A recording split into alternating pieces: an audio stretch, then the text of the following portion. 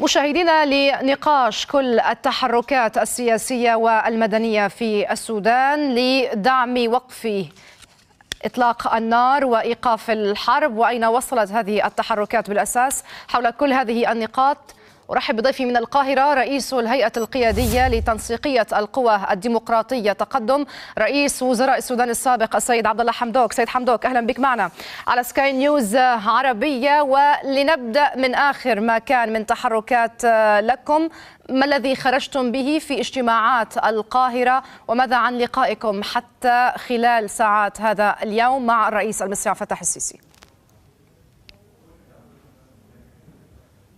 شكرا جزيلا على الاستضافة بواسطة سكاي نيوز.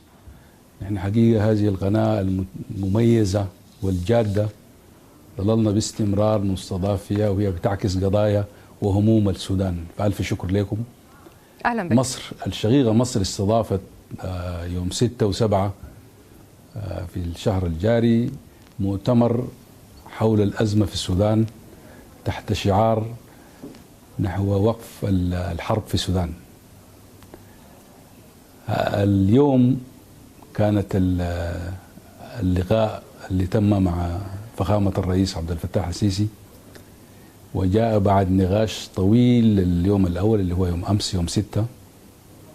نحن بنشكر للشقيقة مصر استضافتها لهذا المؤتمر، وأيضا بنشكر لهم استضافة آلاف السودانيين الذين شردتهم الحرب في هذا البلد المضياف. المؤتمر أتاح فرصة لنقاش الأزمة السودانية، وركز على 3 محاور رئيسية. المحور الأول هو وقف الحرب، واللي هو يعني ما كانت مصادفة إنه هو كان المحور الأول. أيضا المحور الثاني تناول الأزمة الإنسانية. السودان اليوم يمر بأكبر أزمة إنسانية يمكن أكثر من يوكرين وأكثر من غزة. المحور الثالث كان حول العملية السياسية. نحن نعتقد جازمين أنه ليس هنالك حلا عسكريا لهذه الأزمة، يجب أن ندخل في تفاوض جاد لحل هذه الأزمة عن طريق الحوار. دكتور حمدوك، برأيك هل يمكن نقاش هذه المحاور الثلاثة التي تحدثت عنها بجدية مع غياب الطرفين المتصارعين، الدعم السريع والجيش السوداني؟ نعم، نحن نتكلم عن عملية سياسية. هذه الأزمة السودانية فيها يمكن محورين أساسيات. المحور المتعلق بالمتحاربين طرفي الصراع، الجيش والدعم السريع، وهذا المسار بدأ النقاش فيه في مسار جدة، ويمكن بعدها في المنامة إلى آخره.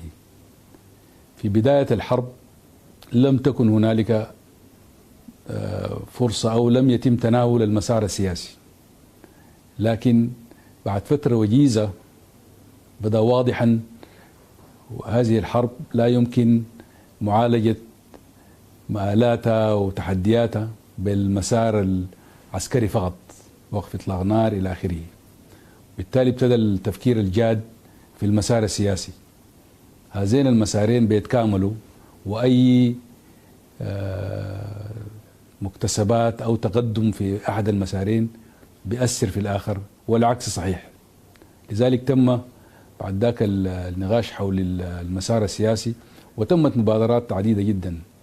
يعني الشقيقة مصر استضافت مبادرة دول الجوار، هنالك مبادرة الإيجاد، مبادرة الاتحاد الأفريقي، وأيضا تمت اجتماعات عديدة في عدد من العواصم الأفريقية والأوروبية. مثلا كان مؤتمر باريس، برلين، هلسنكي، جنيف and all that. وإعلان أديس أبابا الذي لم يجد طريقة للتنفيذ. سآتي على هذه النقطة، كثرة الوساطات والمبادرات، ولكن الآن ما أهمية التحركات السياسية؟ ما ثقل المسار السياسي إن كان لا الجيش ولا الدعم السريع يستمع لكم دكتور حمدوك؟ نحن نطمح لخلق جبهة عريضة بشكل أساسي من السودانيين الواقفين ضد الحرب، وده اللي هو هيشكل ضغط على الطرفين للاستماع لصوت العقل ويجلسوا للتفاوض. وفي هذا الإطار أنا أفتكر كسودانيين ماشيين نحن في الوجهة الصحيحة. تعلمين جيدا نحن في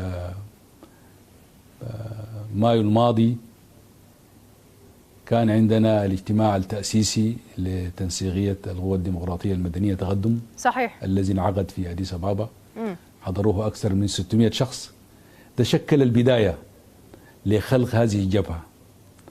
نحن نعتقد ونمد يدنا لكل الأطراف الأخرى اللي خارج تقدم واللي بتؤمن بضرورة وقف الحرب واستعادة الانتقال المدني الديمقراطي. وهذا يعني ممكن.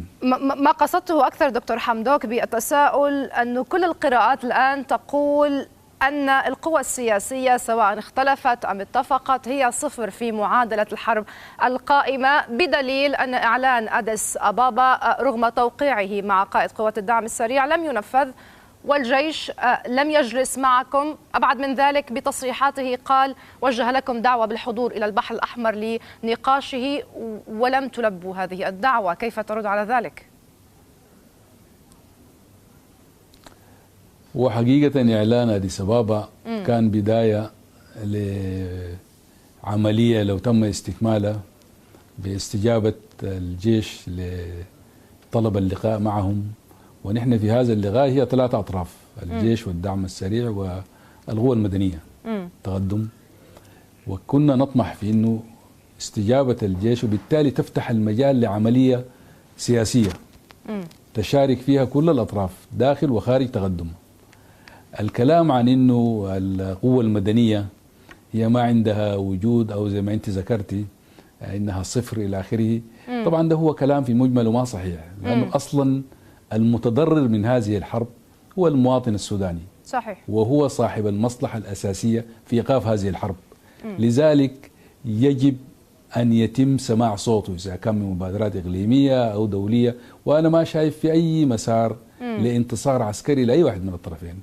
المهم في المسألة دي إن إحنا لازم نوقف الحرب دي اليوم قبل غدا، واللي إنه هي هذه الحرب خالقة يعني حالة من الوضع الكارثي. أنا زي ما ذكرت في البداية هو أكبر تحدي بيواجه العالم اليوم، أكثر من يوكرين، ومن الأرقام واضحة أنتم عارفينها. يعني أنت تعتقد يعني أنه حرب السودان لن تنتهي بحسم عسكري دكتور حمدوك كما أفهم منك، لا للجيش ولا للدعم السريع؟ ابسوليوتلي. انا بعتقد انه هذه الحرب يجب ان اعتقد الحل لها بيتم من خلال التفاوض، جلوس في مائده التفاوض لحسم هذه المساله. وده بيرتبط باشياء كثيره جدا، باجنده تفصيليه حول ضروره خلق الجيش الوطني الواحد، وده ما بيتم عسكريا، ده لازم يتم ثrough عمليه سياسيه فيها جانب فني فيها جانب سياسي الى اخره. وهذه العملية السياسية، التحركات لكم، الوساطات المختلفة ما بين أديس أبابا، القاهرة، كينيا، تحركات بجنوب السودان وغيرها، برأيك هي تتكامل أم تتقاعد؟ وهل ما زلنا نتحدث عن منبر جدة كمرجعية لحل هذه الأزمة أم أن هنالك بدائل أخرى الآن فرضها الواقع؟ نحن بنقدر عاليا كل المجهودات والجهود التي بذلت منذ اندلاع الحرب، والتي بدأت في بداية الحرب بمنبر جدة، واللي هو قدر ينجح في بداية الأزمة في تحقيق نجاحات اللي هي الهدن اللي استمرت ل2-3، لكن بعد ذاك المسألة ما استمرت كثير وواجهتها بعض الصعوبات والتحديات. أنا أعتقد جازما أنه منبر المنامة قدر يعمل اختراق في هذه المسألة، لأنه بالتحديد تمت مشاركة عدد من الفاعلين فيه. والجدة كانت بتدار بواسطة الولايات المتحدة الأمريكية والمملكة العربية السعودية. في المنامة تم توسيع هذا المنبر بإضافة مصر والأمارات، وأعتقد وصلوا لتفاهم، يعني لو تم تنفيذه كان بينقلنا لمرحلة أكثر تقدما. أيضا هنالك مبادرات عديدة من القارة الأفريقية، من دول الجوار، من كينيا، من يوغندا، من جنوب السودان، من تشاد، من أثيوبيا، لكن بالتحديد من الاتحاد الأفريقي ومن منظمة الإيجاد. وأهم يعني حدث يمكن في خلال الأسابيع الماضية هو انعقاد مجلس الأمن والسلم الأفريقي على مستوى الرؤساء، ولأول مرة بيطلع بآليات عملية. يعني هذا المؤتمر شكل آلية على مستوى الرؤساء، من 5 رؤساء من الأقاليم ال5 للقارة الأفريقية برئاسة فخامة الرئيس موسيفيني، واللي هي دي يعني أنا شايف هي مبادرة في وتعكس مدى جدية القارة في التعامل مع هذا الملف. أيضا تم الاتفاق على عقد قمة أفريقية خاصة بالسودان. فكل الجهود دي بتصب في وجهة الاهتمام اللي بدأ يكون اهتمام جدي في معالجة الأزمة السودانية. دكتور حمدوك، باعتبارك صاحب رأي وازن في المشهد السوداني وبشهادات حتى إقليمية ودولية، أنت أكدت على أن الحسم العسكري غير وارد في حرب السودان، بالتالي لدفع المسار السياسي لحلحلة هذه الأزمة، هل تمتلكون أوراق وأدوات ضغط حقيقية هذه المرة؟ نحن نعتمد أوراقنا الرئيسية هي اعتمادنا على شعبنا ورصوا في جبهة عريضة واقفة ضد الحرب، ودي هي أكبر ورقة ضغط نحن نستخدمها تجاه تأجيج الصراع والمضي بهذه الحرب المدمرة. الجهد اللي بيتم في العواصم في الخارج هو جهد مصاحب وداعم، لكن الشيء الأساسي والفاعل في يدنا والأداة الرئيسية عندنا إننا نحن بنطمح لخلق جبهة عريضة من السودانيين داخل وخارج السودان للوقوف أمام الحرب. شعار لا للحرب يعني هو اللي يفل يد الناس اللي بيدعوا لتأجيج الصراع وبيدعوا لسه للحرب وكده. وجبهة عريضة من السودانيين طيلة الانتقال. دكتور حمدوك، كانت ترى فيك المؤسس كما يقال في السودان للانتقال المدني الديمقراطي، وبنوا وما زالوا آمال كثيرة على صوتك ورأيك كذلك في مشهد السودان. بالتالي كيف تحولت من هذا المشهد من وجهة نظر الجيش على الأقل إلى مطلوب بجرائم لها علاقة بهذه الحرب، مطلوب من النائب العام في السودان أنت والسياسيون آخرون كثر؟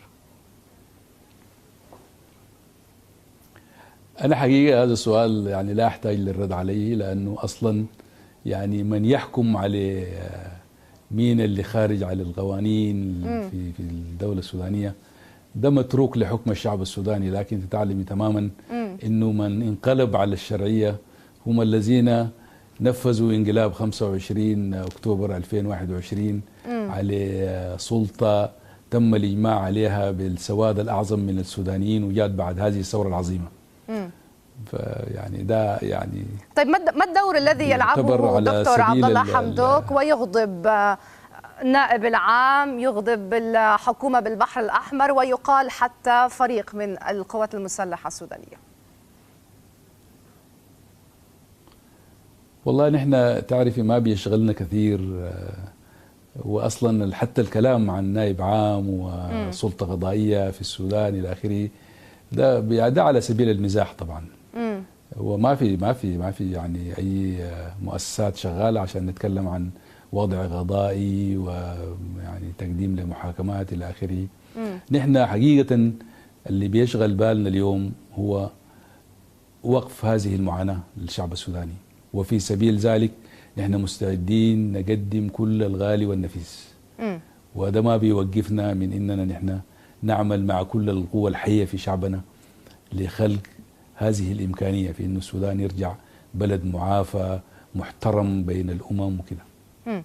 دكتور حمدوك، أنتم جلستم مع الكتلة الديمقراطية في القاهرة، لكم اتصالات معها، وهنالك اتهامات تحديدا لهذه الكتلة أنها واجهة للحركة الإسلامية، الطرف الحقيقي المحرك لهذه الحرب.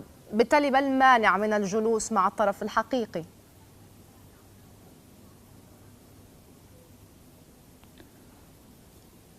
نحن جلسنا في اجتماع القاهرة مع الكتلة الديمقراطية ومع آخرين.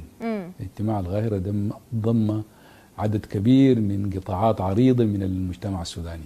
هنالك أحزاب شاركت في هذا الاجتماع، على سبيل المثال حزب البعث العربي الاشتراكي الأصل، وفد من حركة عبد الواحد النور، والهم من ده كله مجموعات كبيرة من الفاعلين في العمل العام، شخصيات وطنية، شخصيات مستغلة إلى آخره. لذلك يعني كان خلق يعني حالة من الزخم العريض يعني.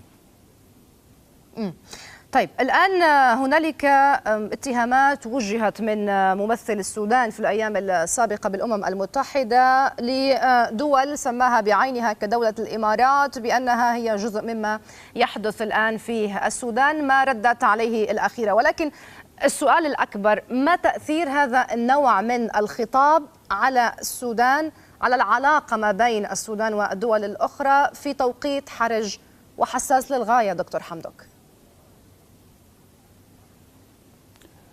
نحن في تنسيقية التقدم أصدرنا بيان حول ما تقدم به ممثل الجيش في الأمم المتحدة، وكان رأينا واضح في هذه المسألة، إنه حقيقة يعني كان شعور بالأسى تجاه الدبلوماسية السودانية. نحن بنفتكر إنه استخدام المنابر الدولية يجب أن يتم في إطار من التعامل الموضوعي ووفق أسس الدبلوماسية الراسخة. السودان كان سباق وكان عنده يعني قدر كبير من الاحترافية في التعامل مع مثل هذه القضايا، واللي هي ما يحصل من ما يسمى بالمندوب حقيقة خرج على كل هذه الأطر المتعارف عليها. بذكر المنابر الدولية والأمم المتحدة، كيف تنظر بالأساس إلى دور المبعوث الأمين العام للأمم المتحدة في حلحلة الأزمة، ولماذا حتى الآن لم يستطع إحداث أي اختراق إيجابي مع دخول هذه الحرب بعامها الثاني؟ نحن بنقدر عاليا دور الأمم المتحدة في هذه الأزمة، خاصة في المجال الإنساني. يعني مما بدأت هذه الأزمة الأمم المتحدة بمختلف تنظيماتها مثل الأوشا، مفوضية العمل الإنساني، اليونيسيف، برنامج الغذاء العالمي، ساهمت بقدر كبير في معالجة هذه الأزمة. لكن نحن بنطمح لدور أكبر للأمم المتحدة في هذا المجال، سواء كان في توصيل المعونات أو في التعاون مع الفاعلين الآخرين في إطار الاتحاد الأفريقي والإيجاد والجامعة العربية، في أنه مبعوث الأمين العام هو مجرد تعيين مبعوث. طبعا هي خطوة في الاتجاه صحيح، لكن بنطمح لأنه يلعب دور أكبر. وطبعا هي أزمة معقدة ومركبة وعندها تحديات كثيرة جدا، لكن الأمم المتحدة لا يمكن أنها تعالج قضية السودان بمعزل أو لوحدها بدون التعامل والعمل المشترك مع الفاعلين الآخرين، سواء كان في داخل القارة أو في دول الجوار أو الأشقاء في القريب والبعيد. وماذا عن فاعلين آخرين بمشهد السودان، عبد الواحد محمد نور وعبد العزيز الحلو، الذين التقيتهم ووقعت معهم إطار لشكل السودان بعد الحرب بتضمين أهم قضية ألا وهي العلمانية وربطها حتى بما يقال إنه قد يكون تقرير مصير قادم؟ ألا تجد أنها قضايا تحتاج إلى النقاش في مؤتمر دستوري، أم أنت مقتنع بما ذهبت إليه هذه الحركات بأنها قضايا مبدئية لا تحتاج حتى لرأي الشعب السوداني فيها، فوق دستورية إن صح التعبير؟ نحن وقعنا إعلان نيروبي مع الحركة الشعبية شمال بقيادة القائد عبد العزيز الحلو والقائد عبد الواحد النور رئيس جيش وحركة تحرير السودان. إعلان نيروبي شكل علامة فارقة في هذا الصراع، ودي قضايا هي ظلت مؤجلة من 56، مرتبطة بضرورة التوافق على دستور دائم للبلاد، واللي هي ظلت مهمة تحتاج للإنجاز. مسألة يعني التوافق على دستور دائم للبلاد ما بيتغير الحركة الشعبية ولا تقدم ولا أي فصيل منفرد. هي جهد جماعي.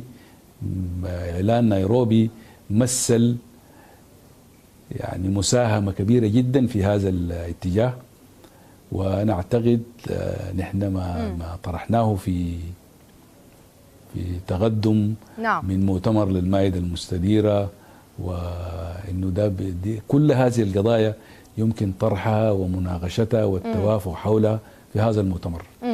يعني الوقت يدركني وعدة نقاط تحتاج للتوضيح دكتور حمدوك معك، أهمها ما كان يجب أن نبدأ به هذا الحوار، الاتهامات لكم حتى في تنسيقية التقدم بأنكم أنتم واجهة سياسية حاضنة سياسية لقوات الدعم السريع، كيف ترد على ذلك؟ يعني هذه طبعا اتهامات ما عندها أي أساس من الصحة. نحن في ديسمبر الماضي تواصلنا مع قيادة الدعم السريع وقيادة القوات المسلحة. كتبت أنا شخصيا لقيادة في الطرفين، الفريق البرهان والفريق حميتي. استجابت قيادة الدعم السريع والتغت معنا في أديس أبابا، ووقعنا معها إعلان أديس أبابا، وهذا الإعلان هو منشور طبعا ومعروف لكل الناس يعني في كل القضايا المطروحة فيه، وهي قضايا متعلقة بوقف الحرب، حماية المدنيين والعون الإنساني إلى آخره، وهي قضايا ما زالت موجودة وتحتاج للإنجاز. نفس الشيء احنا تخاطبنا فيه مع قيادة القوات المسلحة، وكنا نطمح انه هم يستجيبوا للمسألة دي. في هذه الحرب وهذه الكارثة وهذه الأزمة لسنا محايدين، نحن منحازون لآلاف الضحايا والمشردين والفقراء، وهؤلاء أوضاعهم للبرنامج الوطني الإنسانية. يعني تعتقد أن العالم تحمل مسؤوليات لأي طرف؟ نعم وضحت هذه النقطة، ولكن هل تعتقد أن العالم تحمل مسؤولياته الإنسانية تجاه الوضع المتردي ومسألة الصعوبة حتى في إدخال المساعدات الإنسانية إلى السودان؟ لفترة من الوقت نحن كنا يعني نعتقد أنه العالم يعني لم ينتبه للقضية السودانية، لكن في الفترة الأخيرة يعني ابتدت هنالك مؤشرات كثيرة جدا في الإقليم وخارج الإقليم. مثل مؤتمر باريس في أبريل الماضي في الذكرى السنوية مرور سنة على الحرب علامة فارغة، يعني غير المساعدات اللي تم، يعني البليدجز اللي تقدمت أكثر من 2 مليار. أيضا مجرد انعقاد المؤتمر نفسه كانت يعني خطوة في الاتجاه الصحيح. الغارة الأفريقية أنا كما ذكرت من قبل قليل أنه الاجتماع الأخير لمجلس السلم والأمن خطوة في الاتجاه الصحيح. اجتماع اللي تم هنا في القاهرة برضه حضروه طبعا عدد كبير من الفاعلين الإقليميين والدوليين، ومجهودات كثيرة من دول الإقليم ماشية في الاتجاه الصحيح. لكن نحن كسودانيين نطمح للمزيد، لأنه هنالك أزمة حقيقة طاحنة. يعني أنت تعلمين الأرقام، أكثر من 25 مليون مهدد بالمجاعة في داخل السودان. يعني الناس ممكن يموتوا بالرصاص أكثر بالجوع وانعدام الغذاء أكثر من الرصاص. طيب دكتور حمدوك، هنالك أكثر من 10 مليون نازح. دقيقة فقط، هل يمكن حال انتهاء هذه الحرب بأي سيناريو أن يعود دكتور عبد الله حمدوك في أي مرحلة انتقالية قادمة، أم أنه أمر خارج عن حساباتك؟ في دقيقة لو سمحت. أنا ما يشغلني اليوم هو إيقاف هذه الحرب. لم نناقش على الإطلاق موضوع حكومة أو مناصب إلى آخره. عندما نصل لهذه النقطة هنالك الآلاف المؤهلين من شعبنا قادرين على قيادة هذا الشعب العظيم.